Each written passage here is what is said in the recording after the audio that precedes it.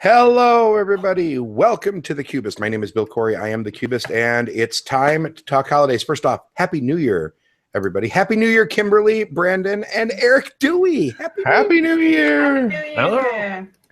As always, we have the lovely Kimberly Bullock and the even lovelier Brandon Kemp as second and third chair, respectively. Hi. Hello. You're going to get the frightened face from me on that one. Yeah. Right, because I said you're even lovelier? Well, yes. You know. I think and then the loveliest of them all, Mr. Erik Dewey from On Board Games is joining us. Hello, Erik. Hello, thank you. I am the fairest of them all. You are indeed. And more importantly, you are the guy that put us on blast on Twitter, so we basically had to have you on the show. So good job. Yeah, exactly. I just pouted until I got on the show. There's nothing wrong with that. I have been known to do that myself, like make longing eyes at Donald Dennis and be like, you want to have me on Board Games, right? You know you do. We want to so badly that we dropped an episode today with you on it. You did. I'm very excited. I haven't gotten a chance to listen to it yet, but I'm kind of geeked. I want to hear it. One word. Fabulous. Nice. I don't think I have ever thought of myself as fabulous. I like that. That's a solid. All right. So here we go. It is January 2nd. I can't believe I couldn't come up with the date. That's sad. It's January 2nd, 2017. Obviously the first show of the new year, and we just kind of put the holidays in our rearview mirror. It's been 2 weeks since the last episode. Last week, my Wisconsin internet failed me terribly, and I couldn't maintain any kind of an internet connection for anything. So we ended up having to cancel the show. But we're back this week, and we've got 2 weeks of games to talk about and a lot of holiday gaming. I hear that my friend Kimberly has played all of the games in her own words. Yeah, we did. So many games. Is there anything that you got like really jazzed to talk about, Kimberly? Hint, hint, wink, wink. Hint, hint, wink, wink. Am I supposed to lead this off now? Yes, please. You know, I have to pull up my notes on my phone. On your phone. Nice. See, this is the professionalism that we've come to know and expect. Here we go. All right. I got to play No Siesta, which I had actually been looking forward to quite a bit. I've never played. Oh, sorry. I should describe what it is, I guess. It's the standalone dice version of La Granja that was published by Stronghold. It's a roll and write with a little bit more meat to it and definitely a lot more length. I think it took us an hour or so to play a 3-player game of it. You just collect resources for victory points. You're building a barn. You can hire helpers. It was okay. Okay. So It was. It's not bad. Let me clarify something. Look, No Siesta is longer than La Granja, or La Granja is longer than No Siesta? I've not played La Granja. Okay. I would assume that No Siesta is still shorter, but it did take us about an hour to play. Okay. For a roll and write. That's pretty long. Gotcha. Okay. Mm-hmm. All right. So it's resource gathering and conversion and turn it into points, rinse and repeat? Yep, basically. I mean, you can hire helpers that have special powers. You're building a barn, and then you're traveling up the Siesta track. And when you reach the end of the Siesta track, it ends the game. Okay. It was not amazing, not terrible. Okay. I'd play it again. So on the Cubist scale, buy it, play it, forget it, or burn it. And this is for you. Play it. It's a play it. Okay. It is a play it. I think it's worthy of a play. I definitely would play it again, and hopefully when it's not my first time playing it, it would play a little bit quicker. I'm really not sure that it would, though. Okay. Gotcha. Play it. This is interesting. I have not played La Granja or No Siesta. I haven't played either one. As a matter of fact, up until about 2 weeks ago, I'm pretty sure I was still pronouncing it La Granja and getting dirty looks from people. That's how out of the loop I was on that game. So I don't know anything about it, but I had heard a lot of good buzz about it. And yes, as had I. And I don't usually like the card game versions of anything. Like Castles of Burgundy, the card game, Power Grid, the card game. Most of those I can tolerate, but I don't actually enjoy. But dice game versions of things, I usually. Okay. This one fell a little bit flat for me. Gotcha. I think I have card and dice game version fatigue at this point. I feel like there have been about 8,000 of them that have come out. About every game that we've heard of over the last couple of years seems like it has a card game or a dice game version of it. And to me, I don't care. Like I want to play Power Grid. I'm going to play Power Grid. I'm not going to say, ooh, what I really want is a card game, you know? So I don't know. We'll One of see. the things That's the only exception, I think, for me of the card game versions of things. I enjoyed Power Grid, the card game. one of my issues is that when you get to something like Bang the Dice game, and everyone's like, "Oh, it's so much better than Bang the card game," and so now I have, Bang the card game that never gets played because we only play the dice game, or Roll Through the Ages or not Roll Through the Ages, but Roll Through the Galaxy is better than Race for the Galaxy, and so that always just annoys me.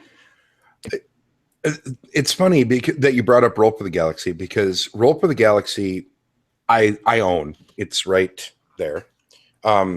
And I don't own Race because I didn't love it nearly as much as everyone else in my group did. And then that's the only thing they wanted to play for about a year.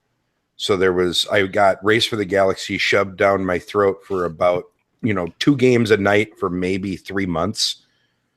And, 2 games a week for 3 months. And when you already aren't a fan of the game and then people make you play it 30 times, it doesn't really endear itself to you. So when Roll came out, I was like, all right, fine, a different version of it. This might be fun.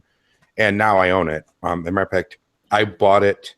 I did the pickup at BGG when the first print run was horribly awry. Oh, with the messed up dice and whatnot. Well, yeah, with half the tile sheets were missing from the boxes. Oh, wow.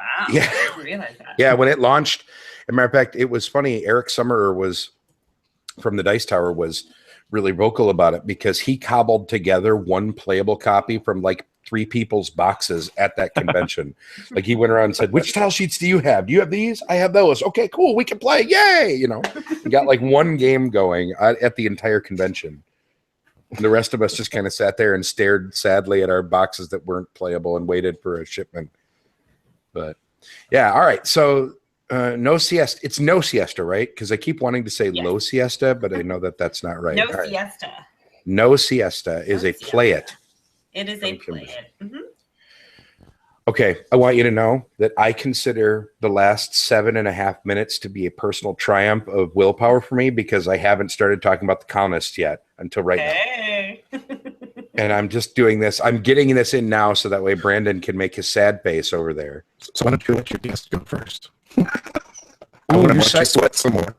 You silent out like crazy, so nobody has any idea what it is that you just said. I think he suggested that we let the guest go first.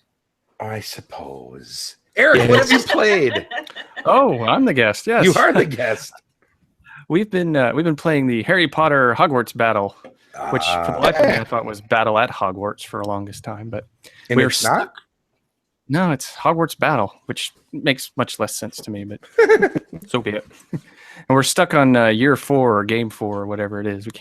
We got so close. We're like one turn away from beating them the last time. And my kids were like, oh, come on, can't we just go to the next one? I'm like, no, we've got to win it. We got to win it right. I believe Kathleen Mercury talked about this one a ton when she was on the show a few weeks ago, right? This is her passion project game that she's like made custom bits for and whatever. She's making like Fimo pieces to accompany. Oh yeah, I saw those. Really I did make a little foam core insert to kind of coordinate all of the tokens. So that was my. Okay, so for those people that maybe didn't see the episode that Kathleen was on, can you give us like a 30-second, like 1 minute pitch on how the game works? Yeah, sure. It's your bog standard deck builder. The idea is that you've got to beat all of these villains in the Harry Potter land. And so you're playing cards that either give you money to buy new cards or you're playing cards that do damage. And then along the way, you get more powerful cards. The trick to the game is that it plays over 7 different games, and there's little boxes. It's quasi-legacy, I guess. There's little boxes that after you finish one game, you open it up and, oh, we've got new cards and new characters, and your characters evolve over time. So that's kind of the fun, the discovery as you open the boxes. So sort of like the Pathfinder adventure card game where you have different missions that'll open up different like bits to add to your game? Yeah, it's like that, except it'll go a little farther. Like halfway through, you get dice to add, and the dice have their own sort of rules to it. So it's a little more than just more cards, but it does. So it's just fun. It's a nice, and I got it because I thought the family would enjoy exploring through it. Very cool. And is it safe to assume that the 7 boxes are the 7 books? Yeah. Well, technically the movies, because they use a bunch of stills from the movie. So it's Okay. kind of neat when you start off. You got young Harry and Ron and Hermione and Neville, and then about around 3, you get a slightly older version of them, and then Sure. kind of age through. Is there a card for weirdly stretched out Neville from like the 6th movie where he looks like he was made out of silly putty and somebody just went? Yet. Oh, that's Yeah. true. You haven't got that far yet. All right. I assume Thor. we call him the hot Neville. Oh, The that's studly hot Neville. Okay, got it. Sure. I know that's awesome Neville. That's when he becomes a certifiable badass in the books anyway. Yep. All right. So Hogwarts Battle. It's is that the name of it? It's Harry Potter Hogwarts Battle. Yep. Harry Potter Hogwarts. It should be Harry Potter and the Battle for Hogwarts. Like I agree. that's the naming convention of every book. Why would you mess with? All right. Yeah. Whatever. Anyway, on the Cubist, the patented Cubist rating scale, buy it, play it, forget it, or burn it. What do you think, Erik? Well, I bought it, so Okay. I bought it straight from USAopoly at their booth at BGG, so it was a buy it, and it's a lot of fun. I liked it. Very cool. We're stuck Right. on year 4 as well. Gotcha. Your connection is going horribly, Mr. Is it? Brandon. Yeah. Yeah. You sound awful. Sorry. We love you, but you You look good. do look very good. So- I agree. You are So very- pretty, Brandon. Fine. Okay. Beautiful, but you sound terrible. That's right. You can be our window dressing for this show, Brandon. We'll just Yes. Woo. I think I can make it so that way people can only see you. Should I do that? No. Yes. Present to No. everyone. Look at that. Now only people can only look at Brandon. All right, I'm sorry. We'll stop doing that. So pretty. I love the fact that I have all the buttons. This makes me really happy. So that means I can talk about the colonists now, right? Can I talk about the colonists now? Oh, Mayfair's Can you? Mayfair's new hotness. The colonists. Let's see. Hang on. This is how far away it is from me. The epic strategy game, and I came into this game blind. Okay, I first off, I do not own it. Captain Buys-a-Lot owns it. My friend Randy, who is a frequent topic on this show off and on, and I know for a fact that he watches the show. So hi, Randy. He bought it, and then we played it last week at our game day, and we played the full 4 eras. We just went from 0 to hero and played the whole shebang. So for those of you that don't know, it's sort of a civilization building game. Civilization is maybe a grandiose term for it because really you're just building a little colony with a few farms and a couple buildings and whatever. But it feels like a civ game. It feels like that. Start your little area and make it bigger and more awesome, and get more things. It's sort of an engine builder, whatever. And it plays over 4 eras of the game, and each era adds new types of buildings and new types of resources and whatever. So you start off the game with only wood and clay, and then, planks and bricks made out of them or whatever, and maybe food. And by era 2 or 3, you're getting iron, and then you can eventually get coal and use the iron and coal to make steel and whatever. There's more layers basically added on every era. And I am head over heels for this game. Like, I am really glad that I got to play it before the end of the year, because now I can, with a safe conscience, include it in my 2016 games. Because I have a feeling that this is going to be one of those games I'm going to be playing for a long, long time. And I think the beauty of it is that it's really accessible.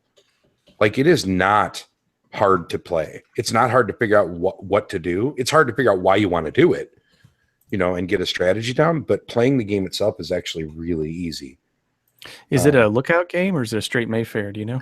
The box, the box does not have the Lookout logo anywhere on it.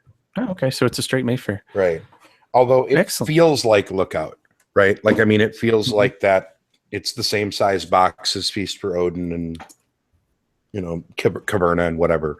So Right, it feels like it. But yeah, it's really, really good. It's long. If you're going to play the whole thing, let's see.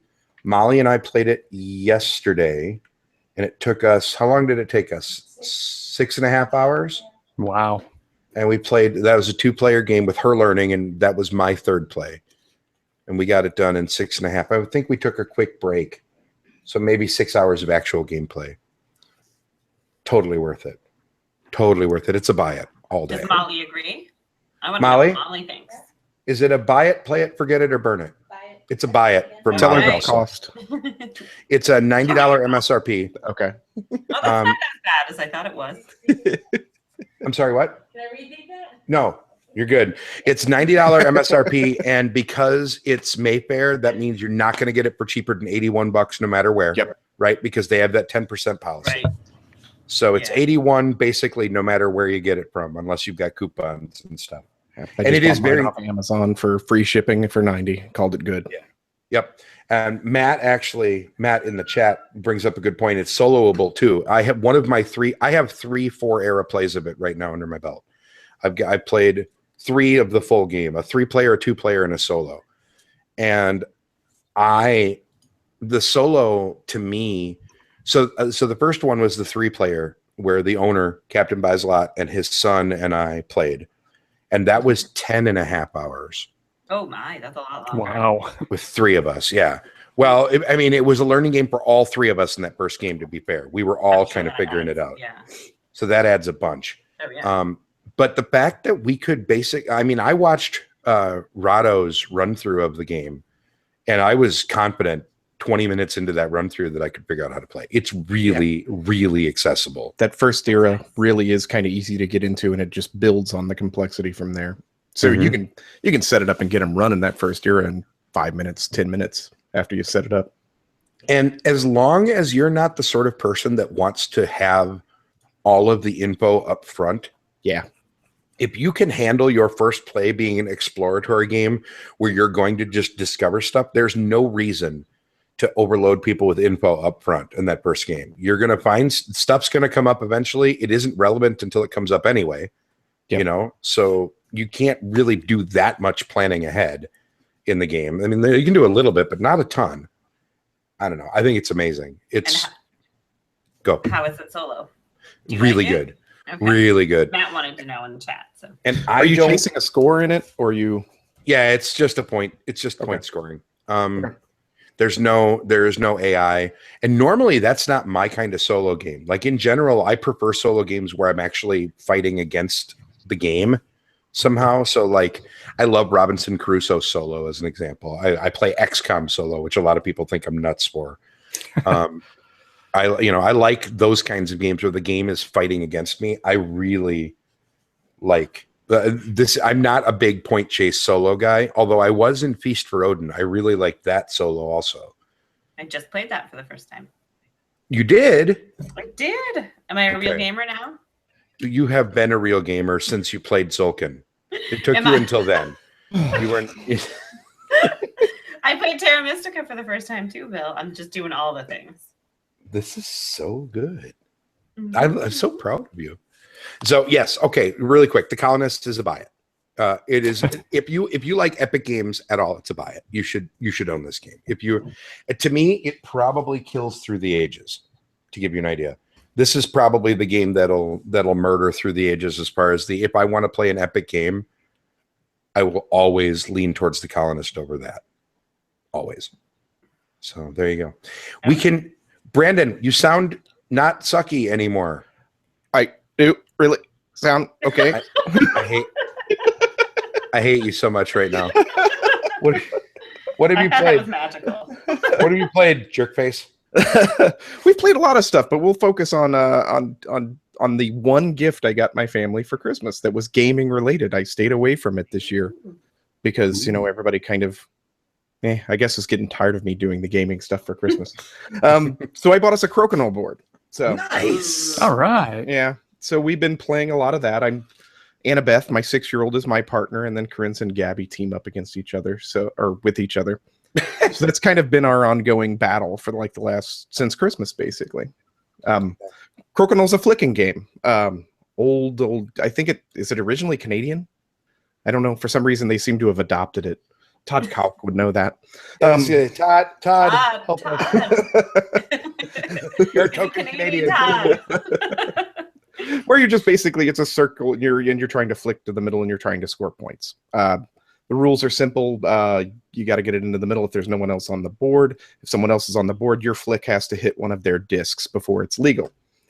So it's a lot of fun. There's some little fun, little tricky kind of shots to it. There's also a bit of strategy. I've seen some really good teams playing it at Geekway. They do a tournament for it every year, and you can see that there's some of the teams who have the better person who can flick further than the other person who's not that good. So you kind of just set everything up that way. It's been a lot of fun. My one qualm is I bought a Ferdy board. A what? From Ferdy. Okay. Ferdy. I thought you said Furby. Ferdy. And I was company imagining that does, terrifying mechanical owl things on the board. They do rolling dice, or not rolling dice, tumbling dice. Tumbling dice? That's Eagle. But they did do a tumbling dice version, didn't they? They did do a tumbling dice. Yep. And then, but pitch car is what we know them for. And so I thought, pitch car is fantastic. The boards are good. It's really well done, well put together. But their board wasn't. I don't know. I'm glad I got it on sale. We'll say it that way. Okay. I should have just saved up my money and bought a Muzzies or a Hilinski. I'll say Hilinski is the one that I always hear people talk about. Yeah. I actually have a Mayday board, and it's decent. Yeah, and that's the other thing. I'm satisfied. They've got their new Kickstarter going, and so I was in there for $99, but I overspent on Christmas, so I dropped it. Now I'm going back and forth whether I need to hop in again, but I don't need 2 Crokinole boards, so I'll just save up and buy one of those nice Hilinskis or Muzzies at some point in the future. But Crokinole's a lot of fun if you like flicking games.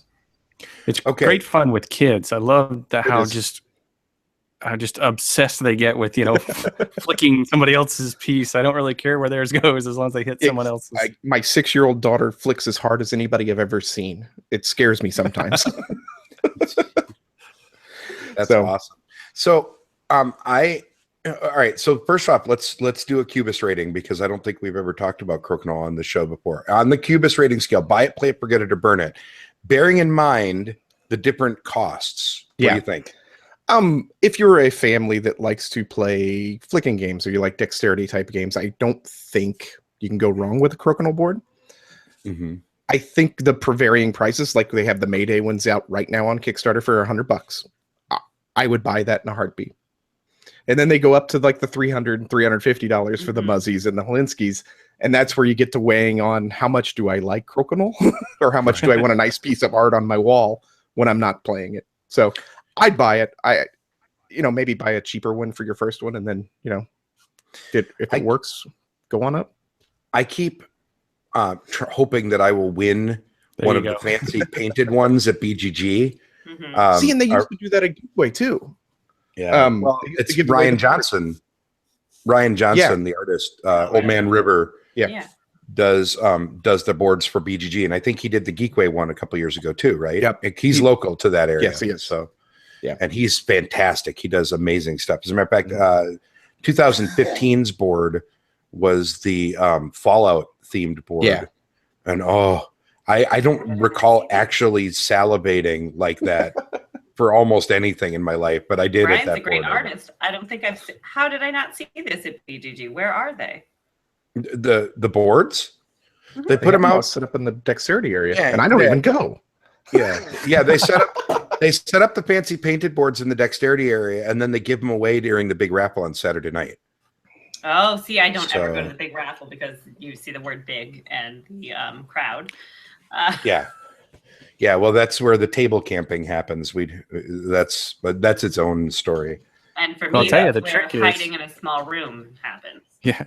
Well, they got the speakers now that go out into the hall, so you can just hang out where the dexterity games are and still hear your numbers called, and you don't have to fight the mobs.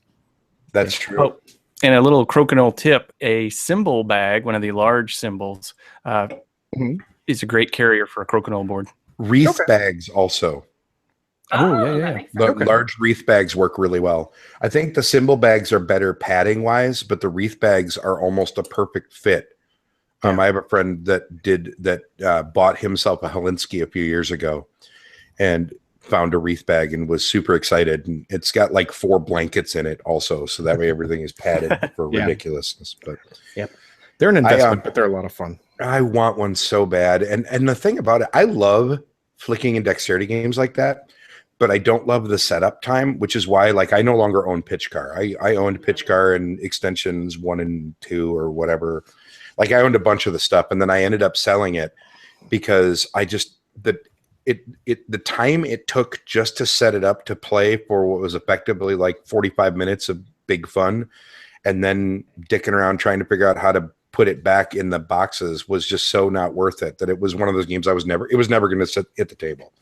Yeah. So Crokinole would fix that nicely, right? You pull it off the wall, Oh, yeah. things, and you're off to the races in 5 minutes. Yeah. And you got to love a game with a 1 cheek rule. Yes, Exactly. The butt cheek rule. That's What going to be is the butt cheek rule? that's the hardest thing It's I'm going to get for Annabeth, because she's so short. She has to stand. So what do we do? You'd buy The rule is, you got to have 1 cheek on the seat, on your seat when you're flying. So you have to, because you're going to want to get up and move and maneuver around because you got to get that perfect angle on someone else's piece. But you have to keep 1 cheek on the seat. He's not kidding. That's actually that's a legit rule too. That's the worst part. That's really a thing. No one has ever clarified for me if you're allowed to move your chair. I think you're taking it far too seriously if you're getting. I agree. What if you can somehow move your Oh, the internet is saving us from whatever this joke is. cheeks attached? The internet saved us from whatever. that I'm was. sorry, Kimberly. You went all Brandon right there. Right? I know, I could tell afterward. It was Sensitive probably detachable inappropriate. cheeks were somehow in that description. I say, don't even repeat that. Let's just let our audience fill in the blank with something related to butt cheeks that Kimberly definitely said in whatever that was. Yeah, she did. There you go. All right. Oh. This has been such a fun couple weeks for games for me. And I don't know about you guys, but one of the best parts about this holiday in specific, is that everybody gets some time off. So finally you get to do a lot of that gaming that sometimes is harder to line up, right? Like I guarantee if it wasn't Christmas break, I would not have gotten 3 games of the Colonists in the last 7 days, right? Like that's just not going to happen. But because everybody had all this time off, we can make this happen. And so that's why I wanted to talk. We named the episode Resolution today because 2016 resolved right at the end of the year. New Year's resolutions are going to be a thing, and the holiday is kind of well done at this point. And I think holiday gaming is a big deal for I think all 4 of us. It sounds like we all talked at some point about getting some specific gaming in because of the holiday. So first off, did anybody get any really cool swag like as gifts? Did you get good games that you're excited about? I Should we did. go in order? Yeah. You tell us about yours, Bill. Okay. So one of my Twitter followers, his name is Andre from Germany, way back when Essen was going on, had heard me ranting and raving about how upset I was at the insert for the game Cacao. Okay, the Z-Man light tile laying game, and that insert, which is complete shite, because I liked that insert. That's the only thing I liked about that game. No, the insert's terrible for that one because you have to keep all the sprue or else the pieces don't stay in the custom insert. Oh, I kept this. Right. Well, yeah, you have to, because otherwise you end up with a box dump every time you pick the game up. So everyone had been telling me since I started ranting about this, they're like, well, the expansion fixes the insert, Bill. If you get the expansion, it solves the insert problem and you don't have to keep the sprue.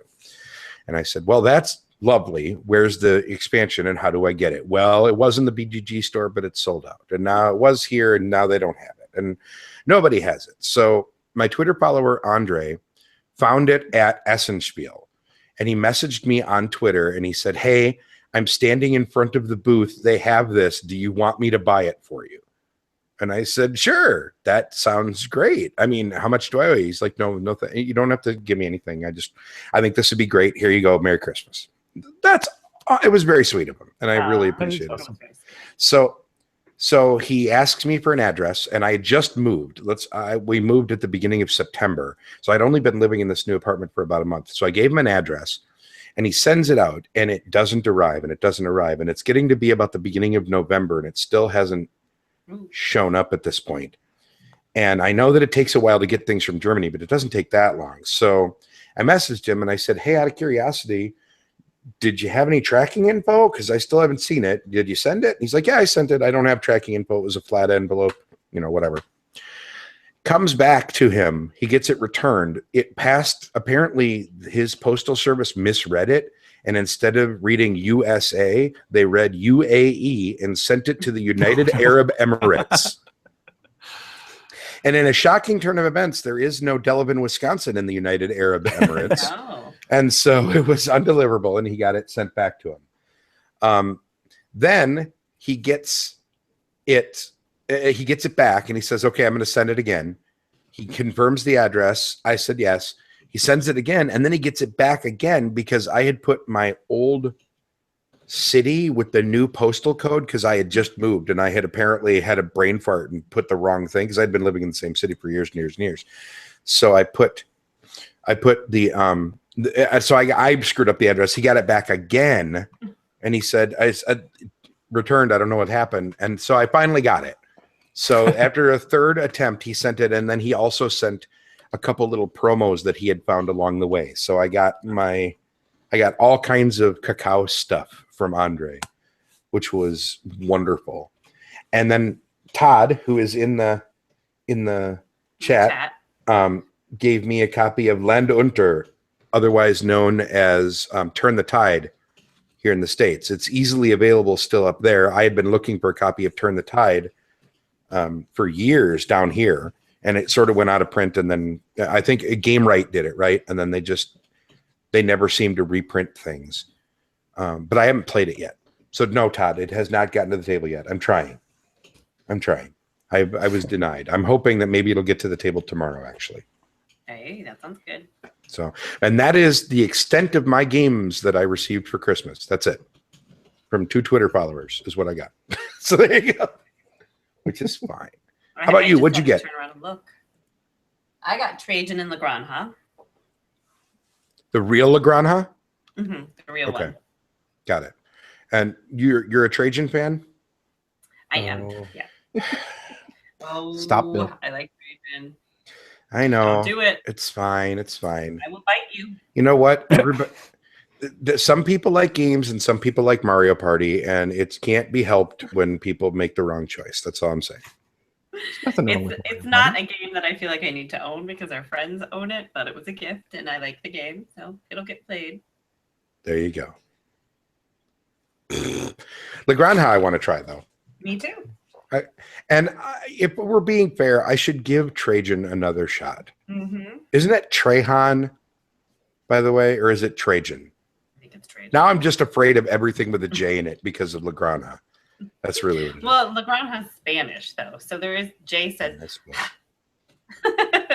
That's different. I suppose. All right, I need to try Trajan again. Maybe we'll play it at G2S. Okay. Maybe. I'll bring my Maybe Wii controller just in case.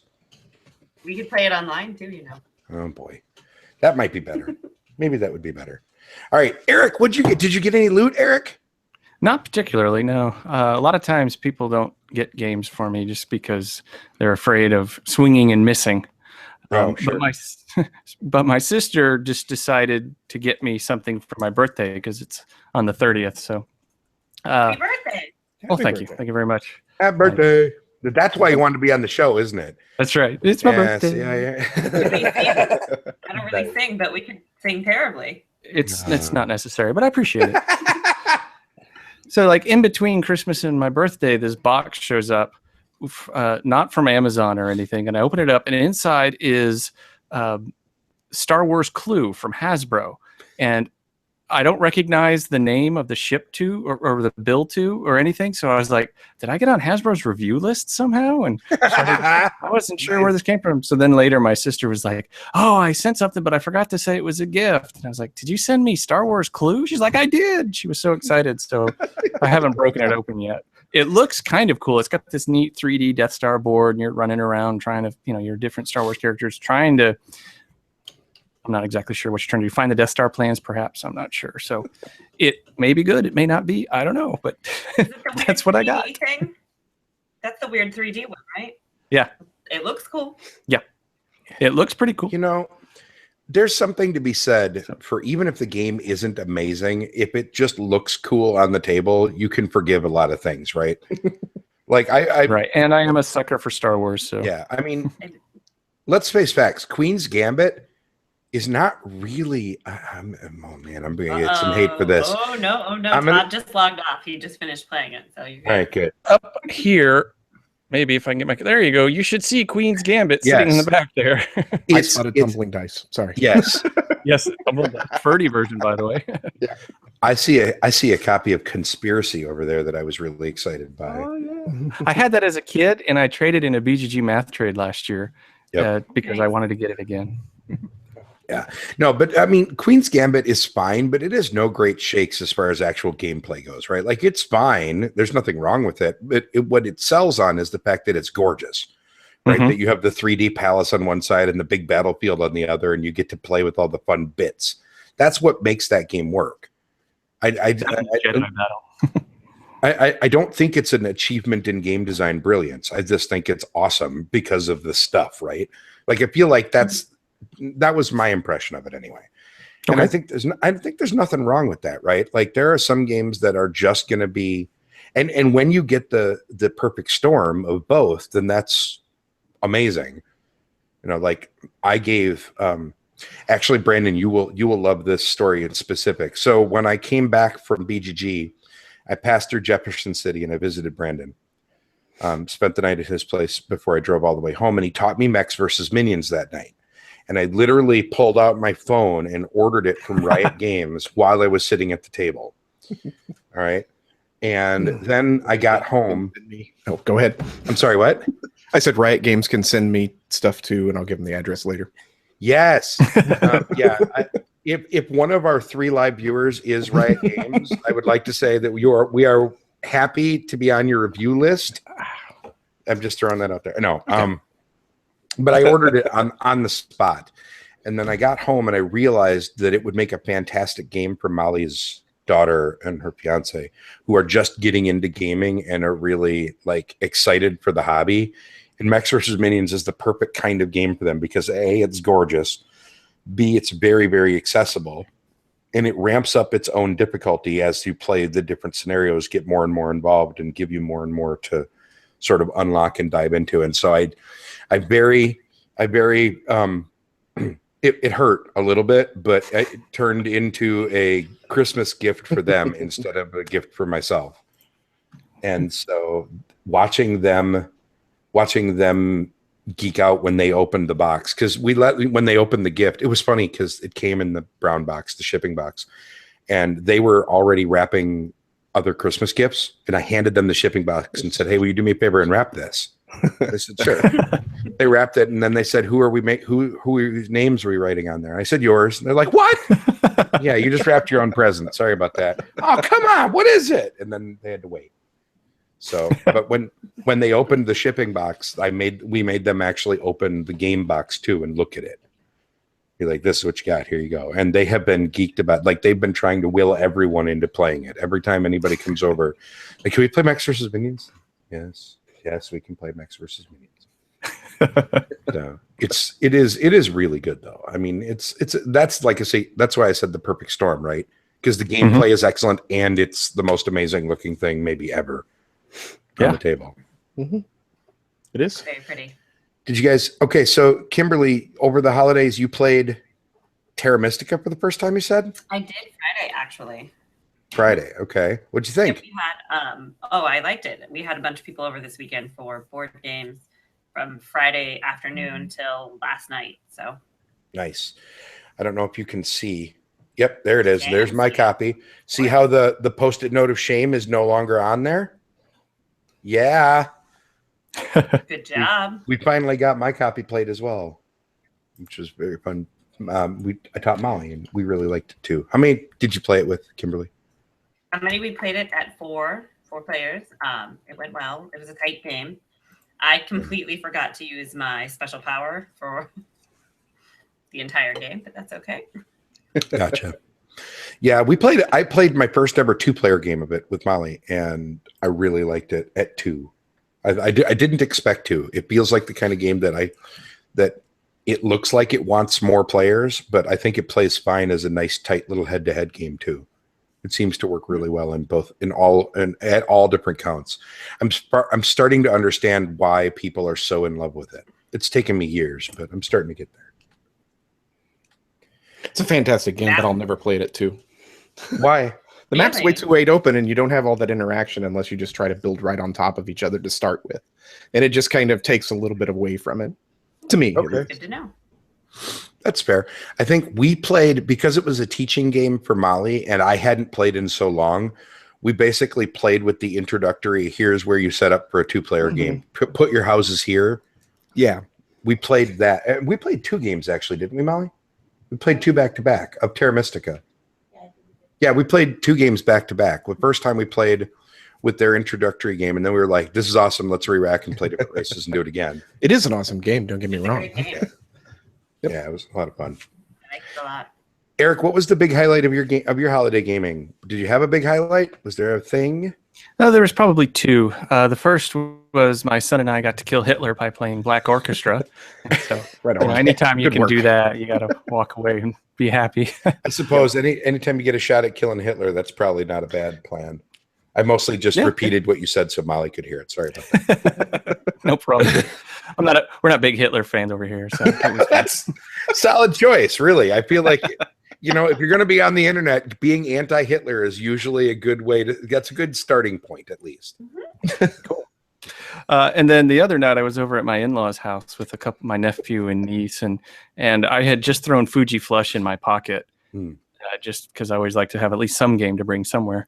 And so they're like, "Oh, let's play a game." And so I was like, "Well, I've got this." And they say, "Well, is it easy?" And I'm like, "Yeah, it's dead simple." And so we played about 4 games of Fuji Flush, which was quite a bit of fun, just because there's a wide range of ages playing this game, and a lot of different people won. And I was sitting there trying to figure out if there really is a good strategy, and there's decent strategy, but there really is just a whole bunch of luck. And it's a great, for what it is, filler type game. I liked it.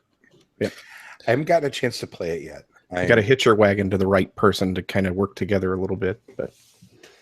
We've had a lot of fun trying to with it. convince people to work together sometimes. It's like, if we don't, they're going to win. Yeah. Yep. For some reason, Fuji Flush and Fabled Fruit occupy the same space in my brain, even though the games aren't really anything alike. But it's because I kept hearing them talked about in the same conversations over and over and over again, because they came out almost at the exact same time. Yeah. Yeah. Right. Came in the same box. Right. Yeah. Same box. color. Yeah. Everything about them feels like it was linked together. So I can't think of one without the other. I haven't played Fuji Flush yet, but I have played Fabled Fruit. That was also Brandon's fault. Yeah. And I that one, I think the more I think about that, the more I want that one. It's a cool little game. With 2 players, it's a little lackluster. I think you get it up in 4 and 5. It's a fantastic time. I thought I maybe this might just be a difference in play styles, but I'm starting to find that I tend to like lower player count games, even when there is more interaction like that. I tend to like that push-pull a little bit. And there's some games where it doesn't matter. Like, I don't really feel like the player count affects the colonists, as an example, at all, except for in playtime. I don't think it's any different. But for instance, with like Terra Mystica, I thought I definitely plays different at 2 than it does at 4 or 5, but I enjoyed it nonetheless. Like, it felt like it was just as satisfying. I don't know. It's just different. Travis Hill from Low Player Count and I think I blame him. I think he's corrupting me. It's gotcha. Let's see. What was your big standout, Kimberly? You said you played all the games. What was the game? Ooh, I'm terrible at choosing a favorite of anything, right? I do. I really enjoyed Marco Polo, and I really enjoyed Terra Mystica. Okay, cool. Sorry, I know it's 2. No, that's all right. I have. There could be only one. I played Kingsburg for the first time in forever. I love Kingsburg. Yeah, I haven't played it in God knows how long. And then we went to my dad's house for Christmas Eve, right? Christmas Eve? Christmas Eve. Or Christmas Day. I don't remember. One of the days. No, it was Christmas Eve. It was Christmas Eve. And where am I? Yeah, I don't know. That whole week just sort of ran together. And it was funny because my stepmother and her whole family wanted to play like Tripoli or whatever that the poker kind of betting game thing. And Dad clearly had zero interest in this. And he's like, hey, Molly, Bill, come on, let's go down to the basement. And so we went down there. He's like, I'll play Kingsburg. Sure. So we just ended up sitting down. We just literally set up and played a 3-player game of Kingsburg while the rest of the family was upstairs playing a betting game. It was out of nowhere. And I'm like, oh, well, all right. That's cool. And I forgot how much I like that game with the right people. I know nothing about Kingsburg. Where's your elevator pitch, Bill? Okay. It is, I think, the originator of dice placement. I think it's the first one because it came out before Alien Frontiers, which is the other one that everybody points to as the start of that. But it's a dice placement game. Everybody's got 3 dice generally, and there are spaces numbered 1 to 18 on the board. And on your turn, you can place at least 1, but as many as 3 or whatever dice on a space, and that will let you collect resources. And then after everybody, or transform resources or get points or whatever. And then you get to buy a building, and that building will give you victory points and usually some special ability. And then at the end, you'll do 3 seasons of that. And then there will be a winter season where you'll have to defend yourself against a monster. If you've accrued enough strength points, you defend yourself and you get a small reward. If you haven't, you pay some major penalty. And then every year that monster gets a little nastier. So you have to spend more and more effort each year. End of 5 years, person with the most points, basically via building their buildings, wins the game. Nice. That sounds like fun. Anything I'd like. It's very pretty. I think it's the art is amazing. I remember because Elfenworks did it originally before the rights got nabbed by, was it Fantasy Flight picked up, right? Yeah. But Elfenworks originally did it, and it just has this really killer, like cell shaded style. I'm looking it up on my phone. Artwork. Most folks would say that the expansion called To Forge a Realm is sort of a necessary addition for gameplay variability. I think that it's fine as is, as long as nobody has AP. I'm so glad you say that, because everyone's like, oh, you got to have the expansion, and I don't have the expansion, and I'm very happy with it. So either I'm missing something or it's just an echo chamber. Here's the thing. I think partially it's echo chamber, and partially it's, if you were going to only own 10 games and Kingsburg was going to be one of them, then yes, you should get the expansion because you're going to want that variability after your 50th play. But for me, well, if I can get a game to the table 20 times, I'm over the moon, right? Right. I don't feel like I need that level of replay value in the box at this point. I don't have time to play the same game over and over again like that. So this is a game that's going to come out, I hadn't played it in probably 3 years before Christmas Eve, and I had a blast. And I didn't sit there and think, oh, I remember how broken this track is or whatever. Now all I remember thinking was, yeah, this is fun. Oh man, I don't want to deal with zombies. It was, I just had a good time with it. Excellent. But I will say 1 AP person can murder that game. Can I murder 1 AP person? Yes, please. Okay. That game, I'm fine with occasional moments of, God, I don't know what to do. But that does not need to be a 3-hour game. And it can be if somebody drags their feet. Like it can overstay its welcome. That would maybe be my only critique of it, is that it can be a little long for what it is. But if you can get past that, and if everybody just keeps the game moving, I think it's great. I think it qualifies as a modern classic. Cool. And it's super pretty. 26 plays of the Darklings. Oh, yeah. Sorry. I was chatting on I played Terra Mystica a bit. Do you play it online? Is that I played online and face to face, yes. Oh, okay. Online helps explain it. It does. Probably 40, 50 plays right now. Are the Darklings the race that use cultists to terraform? Oh, no. I got to remember. I haven't played it. When was the last time I played? It's been probably 8 months, 10, something like that. Whatever that race is the one that I played the second game that Molly and I played, and I ended up whooping the crap out of her because I don't know how, but somehow I got some combo going and I had cultists for days. It was weird. Yeah. So, all right. Okay. So I love the holidays. We get to do so many.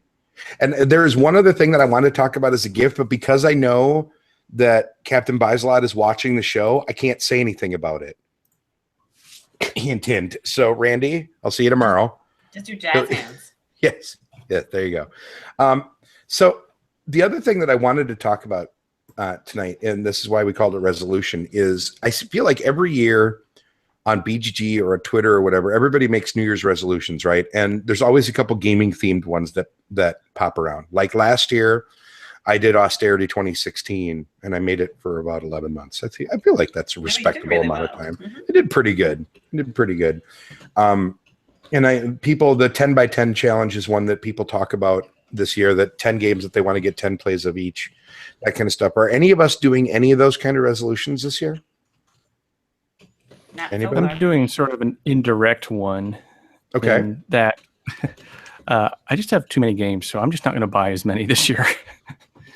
So sort of like my austerity. Yeah, it's the whole, I don't know if you've heard the Dewey game collection life cycle, but you collect a whole bunch of stuff.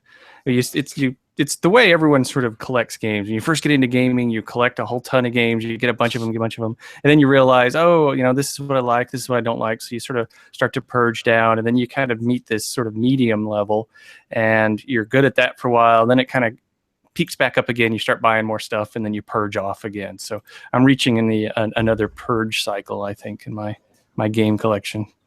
Sure. Reasonable. My cycle is pretty much, I have a 5x5 Kallax back here and a 4x4 over there. And if it doesn't fit on those, then something's got to go so it can fit. Yeah, usually that's like China or other things, right? Because that's what we do. Yeah. Just get rid of The other books. thing. We get rid of China. We get rid of, glasses, cups. No, I have been really good about this, actually. I've got 2 stacks of games that are on their way out, but that don't have a destination yet, that are not on those Kallaxes, but they are slated to go. And I just haven't figured out how I'm going to get rid of them yet. There's a few that like Captain Bislot inherited my copy of Level 7 Omega Protocol, because I knew that was something that him and his kids would really like. And that's a perfect kind of game for them, a one versus many sort of thing. But there's a couple others like that are going to go, and a couple classic games that I was holding on to because I thought it'd be fun. But yeah, that's my system. I just need stuff to leave. Stuff leaves, so other stuff. But 2016 was a really good year. Like, I feel like it was a really strong year as far as major titles that I got really excited about and have survived the test. Do you guys feel that way? Anybody? No? I didn't acquire as much in 2016 personally, so I'm just now getting around to playing other people's good things. Gotcha. Go ahead. Checking. I'm kind of back and forth. I almost think I picked up more from 2014 and 15 than I did 16. But naturally, next year I'll pick up more from 16. So how about you, Eric? What do you think? I think of the games that came out in 2016, there's not a whole ton that just jump out at me. And so, which is fine because, Rebellion was probably the biggest game that I bought, really excited about and had fun with. Help me. Is Rebellion the big... Yeah, it's the big, massive 2-player Star Wars episodes 4, 5, 6 type game. That's the big war game one, right? Like the sort of Axis and Allies-ish? Yeah. Yeah, I mean, I know that's a bad example, but you know what I mean. Let me explain to you where that analogy falls apart, Bill. There you go. Nice. But yeah, that's the one. Okay. And just again, big Star Wars fan. It's a fun kind of game for me and the kids. And the Harry Potter game was kind of fun too. There wasn't like, I always think of last year, everyone gets code names, everyone gets, a handful of those types of games. So there were some good games that I enjoyed, but there wasn't anything that was like, must fill out the collection. See, to me, Terraforming Mars was that was the big standout, I think, that dominated the I mean, and I know I yapped about Feast for Odin nonstop for a while there, and I still really like it. But Terraforming Mars is the one that I keep coming back to, thinking I really need to play that again. That needs to hit the table more. As soon as there's more copies available, I may have to agree with you. Yeah. I did enjoy playing it. I don't own it. Yeah, I crashed the hall at BGG to get a copy at the 10 a.m. open, so that way I could. Yeah, and then promptly cracked it and played it 2 or 3 times at that convention, teaching games for everybody, which were all interminably long, just because we were playing in the main hall where it's very loud and it's hard to teach games and whatever. But that one I think was a huge standout for me. And my friend Randy, because he buys so many games, I've experienced most of the rest of the standouts of the year through him. So I haven't bought, like, I don't own Mansions of Madness 2nd edition, but I think it was excellent. I don't own Great Western Trail, but I had a lot of fun with that, and I'm really looking forward to playing that one again. I don't own Feast for Odin yet, but it's excellent. I don't own The Colonist, for crying out loud. It's sitting right in front of me.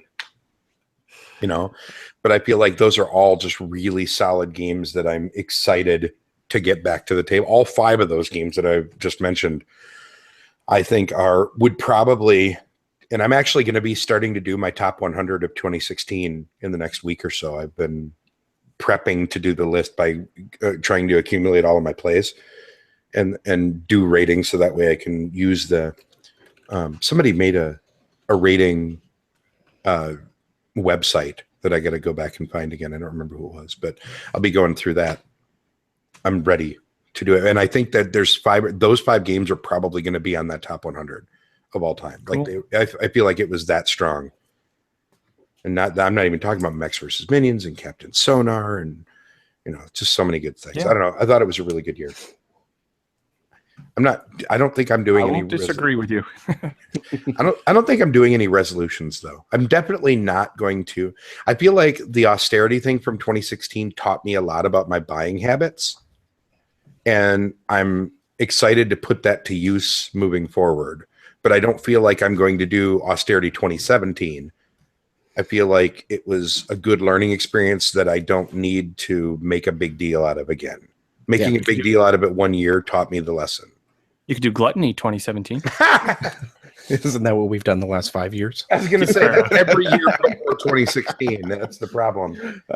Yeah, Corinne and I kind of talked about it on the podcast last night. We're going to slow it down because, like I said, I looked at it. What was my geek list? 6 pages of games that were picked up or backed on Kickstarter this year. So that's what, 125, 150? Mm-hmm. So we're going to kind of slow it down. Neither of us really want to do the austerity thing because that seems kind of ridiculous and limiting. What the heck? If I see something, I want to buy it. I don't want to feel guilty about it. Sure. So we'll just kind of slow it down, and we're gonna play. I got the nice Calyx just like you, but we'll still have games piled up everywhere. I'm sure. I'm coming to grips with my hoarderness. We're just not gonna feed it as much. You know, and I've always said I like being the library. So yes, for sure. You know, it's funny because to me, the austerity thing wasn't as much about having guilt for buying things as it was about forcing me to examine the thought process. I wanted to just apply critical thought to it. And if this is something I really want, then how bad do I want it? Do I want it enough to sacrifice a slot? And I think that's all it came down to. And I thought that was, it helped. Like I said, it helped a lot. I really felt like I was able to control my acquisition disorder a lot better because that stupid $100 free shipping thing, man. Yeah, that'll kill you. That's what gets me in trouble every time. It really is. I don't even mess with that. I mean, shipping's gotten so cheap everywhere anyway. It's $6 to ship it from Miniature Market. I don't need to go up to $100. Yeah, I suppose. I order Fuji Flush and then order something else a day later. It's funny.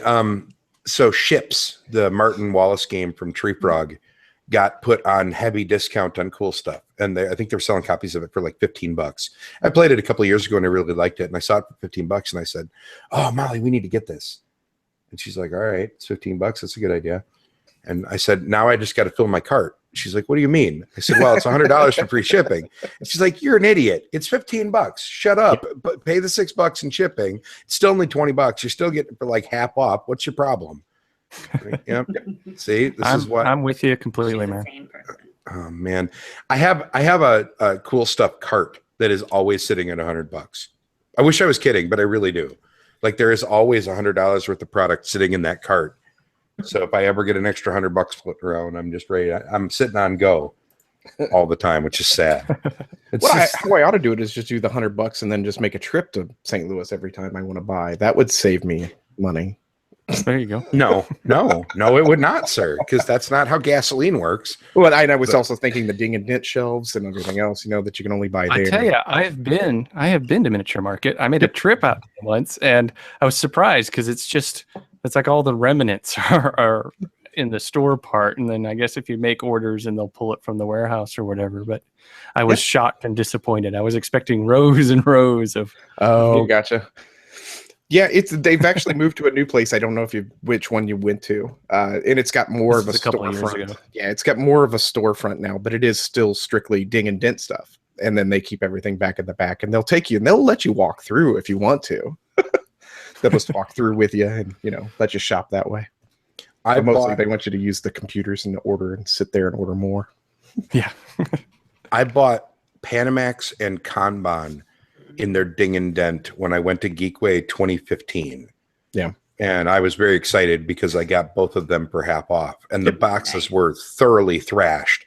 Oh, but I don't care. I mean, they were caved. Both boxes are, but who cares, man? I got $60 games for $30. Components were fine. There was nothing unplayable about it, so I don't care. And my games are meant to be played. They're not pristine, and they never will be. That's just not how my collection has ever been. So, all right. So no austerity from anybody. It doesn't sound like. Nope. Just buy a little less and play what we got. Yeah, exactly. For sure. For sure. All right. I am, you know what? And I'm excited for 2017. This is going to be the great year of Kickstarter fulfillments for Bill.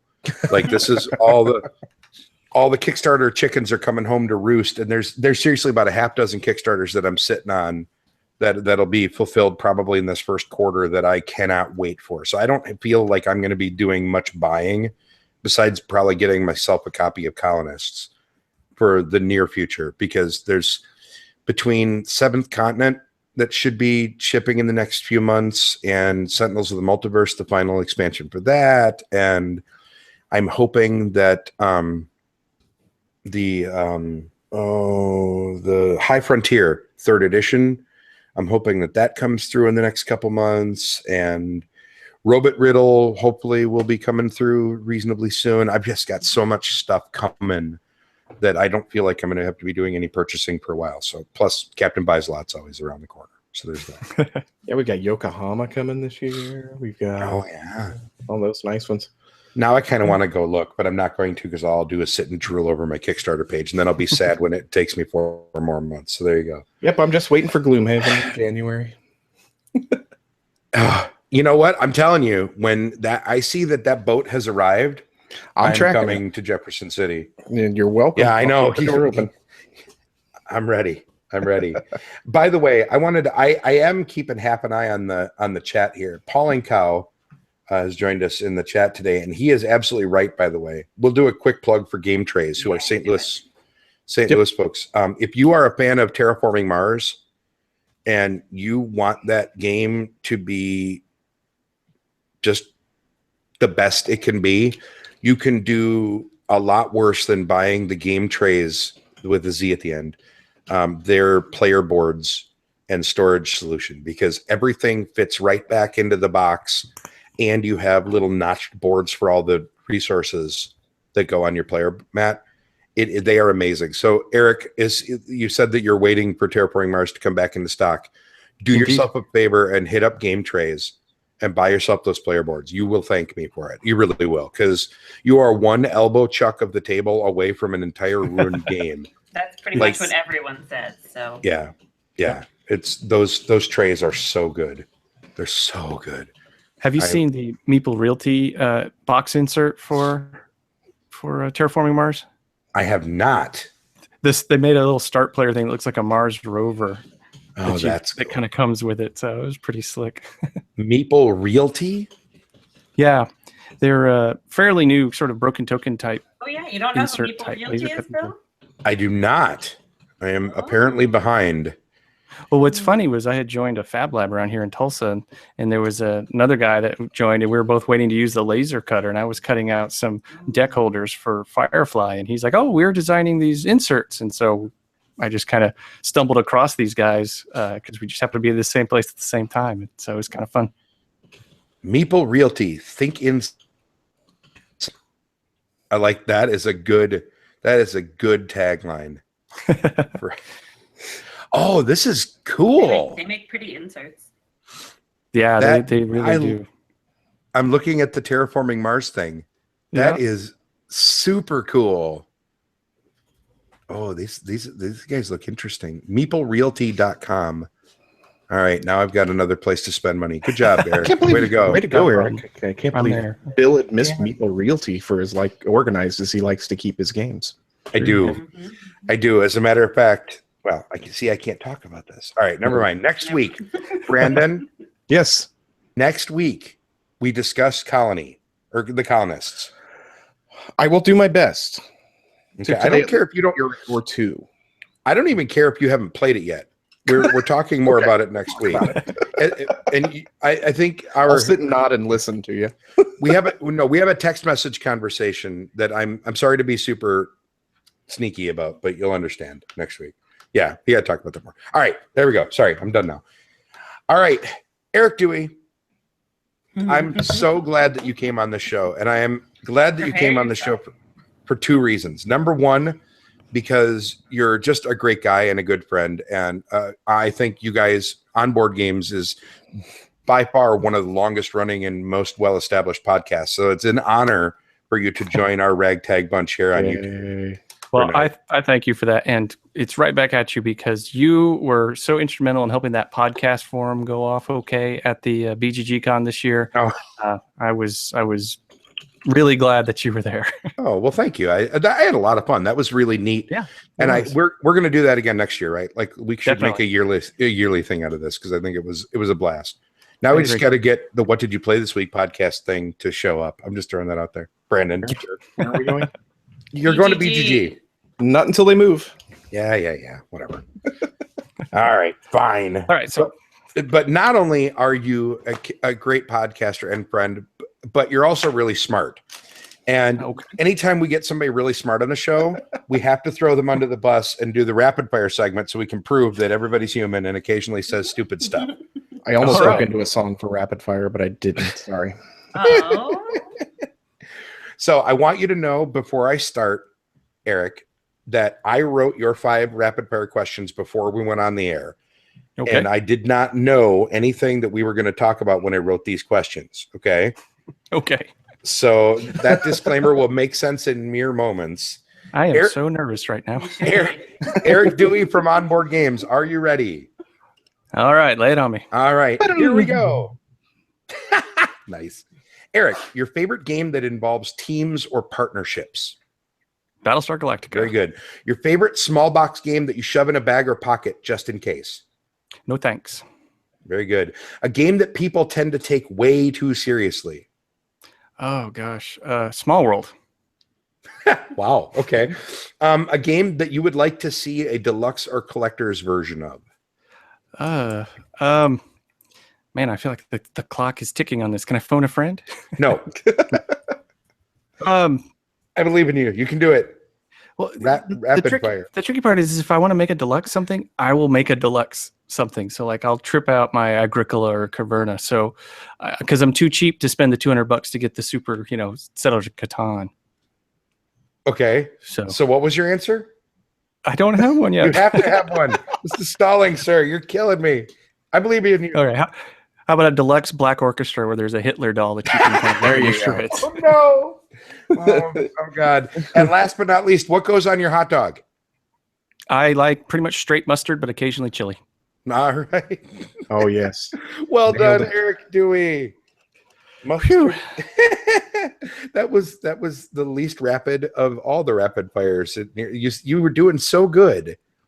I know, and then you tripped me up. I'm sorry. I did. That is all right. That's sort of the goal. What was funny is the small box game to shove in a bag or pocket just in case. Earlier in the show, you talked about how you want Fuji Flush in your pocket. I know, and I almost said that, but I was like, oh, that's just too redundant. So let's have something else. Nice. Erik, if people wanted to know more about you and what you do for the board gaming media world, where would they look? So you can go to inversegenius.com. That's kind of the home for all of our podcasts and whatnot. And you can also go to ericdewey.com, which is my personal website. And the big thing there is the Big Book of Everything. It's a free download. It helps you organize and catalog your life in case you have information that others may need in certain situations, like, emergencies and whatnot. I am going to hit that up, actually. By the way, Erik is with a K. That is right. ERIKDEWEY.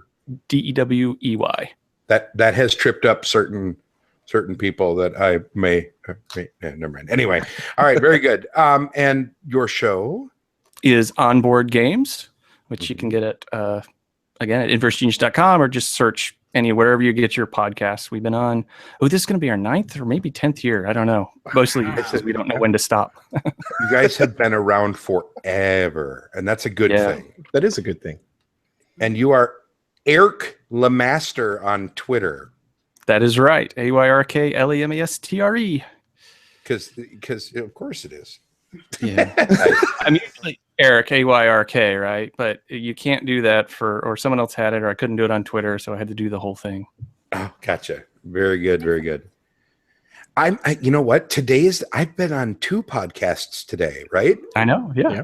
Me too. I mean, two episodes, 3. I'm sorry, 3 today. If you count the Cubist. Because there was a episode of What Did You Play This Week podcasting that dropped today that I'm on as well. Am I not, Brandon? Yes, you are. Am I not? Geez, you haven't listened to yourself? I have not. That's the first thing I do whenever I drop an episode. I listen to myself. I have not. I haven't listened to. I am so behind. It's terrible. Brandon, if people want to hear that show, you can just find the What Did You Play This Week podcast at any friendly local podcast dealer. I am at VacaBCK on Twitter. If you want to see me in May, go to Geekway to the West, where the tickets went on sale this morning, and they've already sold all but 900 tickets. So get them while they're hot. Yeah, get going. The hotel's sold out already, I heard, huh? They're trying to get more. Yes, and that's kind of a bit odd, but I'm not going to talk about it because I don't know the whole situation. But yeah, we've got ours because I did the patron thing where they let us buy tickets in October. So nice. That's awesome. And Geekway, by the way, is a fantastic convention. It's the bestest. It is. I can't say anything else about you. Speaking of the bestest, Kimberly, where will people find out more about you besides here? I am at KJ Bullock on Twitter, and I also run the Granite Game Summit in New Hampshire, April 7th through the 9th. You can find that on granitegamesummit.com. AKA Bill's Big Birthday Bash. Or at G2 Summit on Twitter and on Facebook too. Woohoo! Bill's Birthday Bash. Nice. Paul Incow, we're gonna get you on the show. Paul is watching live right now, and he said he's only ever done one podcast ever, and it was courtesy of Erik. Wait, you search? I was going to type out. I was going to message him for that. Jeez. Right. Well, now that we all know this, Paul, we were all going to message Paul. Yeah, we're all going to get Paul now. Yeah, now I'm just going to call him out in the middle of the show. Paul, you call me. You pulled an Erik Dewey. You have now made public your desires, and you will be guilt tripped into following through on it, sir. That's how this works. So, that's a good topic too. It'll be. I think we can definitely. Yeah, his question for next week on the colonists is a solid one. Yeah. So we'll definitely dig into that more. Maybe Paul. Maybe don't give us that maybe nonsense. You already started this. That's how it is. All right, ladies and gentlemen, thank you so much for watching. I hope everybody had a great time. Thanks you 3 for joining me tonight. I really appreciate it. Erik, you're the best. Thanks. So are you, Bill. Thanks, y'all. We'll catch you next week. Be good. Bye. Where did I go?